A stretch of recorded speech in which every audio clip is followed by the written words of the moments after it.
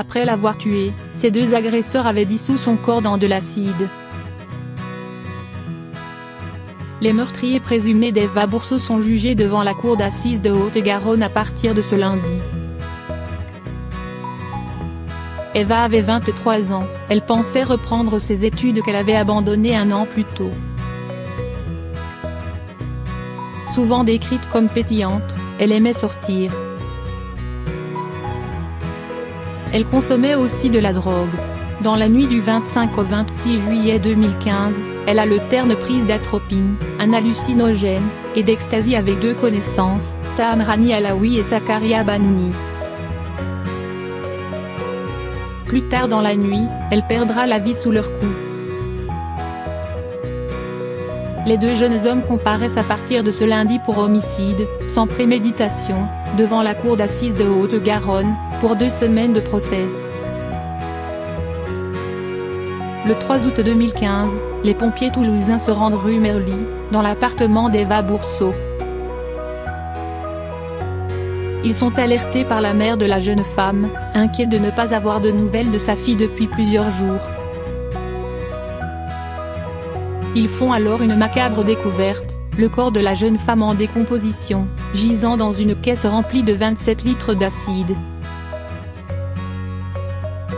L'horreur du crime émeut. 2 jours seulement après la découverte, Taham Rani Alaoui se présente spontanément aux enquêteurs. Il avoue, du moins une partie des faits. Il accuse son ami Zakaria d'avoir tué Eva. Lui, il l'assure, a seulement participé à maquiller le crime.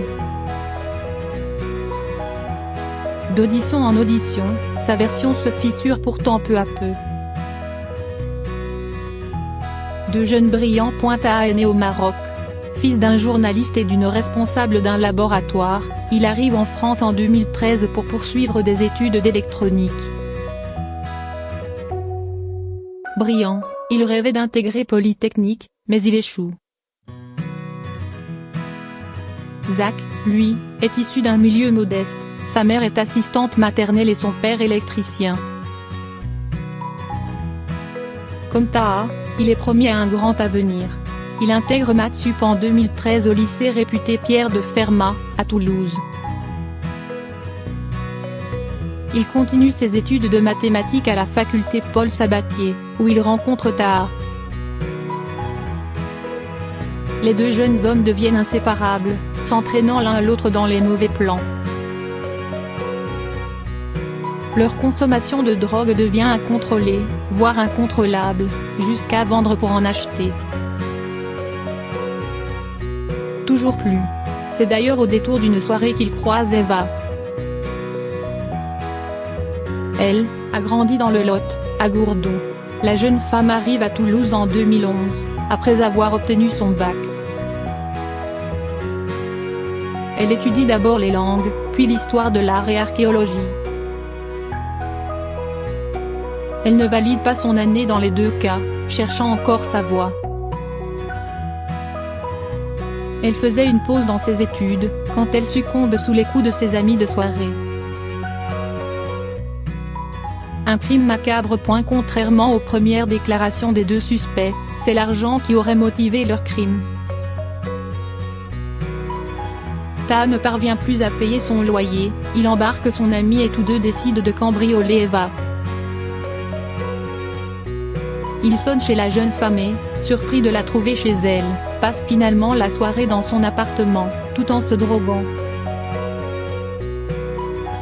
Ils repartent, puis reviennent. Cette fois les événements se précipitent, Zach l'attaque en premier à l'aide d'un coup de poing américain, mais c'est Taha qui donne le coup fatal avec un pied de biche. Ils trouvent l'argent qu'ils étaient venus chercher et quittent les lieux.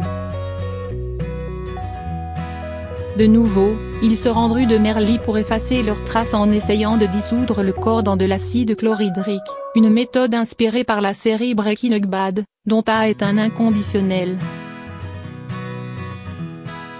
Pendant l'instruction, ils raconteront avoir été en dehors de toute réalité, sous l'effet des stupéfiants. Le verdict du procès est attendu pour le 21 décembre. 59 témoins et 19 experts seront entendus pendant les 2 semaines d'audition. Taezak encourt la réclusion criminelle à perpétuité.